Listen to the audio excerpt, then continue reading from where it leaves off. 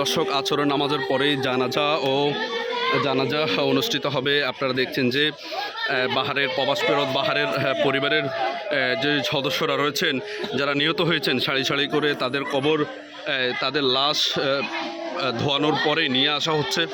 এই যে আপনারা দেখছেন যে সকলে কাঁধে করে নিয়ে নিহতদেরকে নিয়ে আসছেন, কারণ আসরের নামাজের পরেই তাদের জানাজা অনুষ্ঠিত হবে। জানাজার পরে তাদেরকে যেই কবরস্থান দেখানো হয়েছে, সে কবরস্থানে সকলকে দাফন করা হবে। সারি সারি করে আসছে লাশের সারি।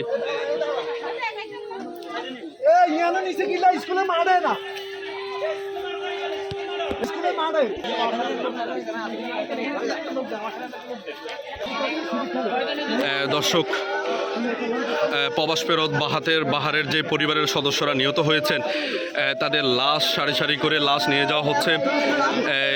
একটু পরেই তাদের জানাজা অনুষ্ঠিত হবে। জানাজা অনুষ্ঠানের পর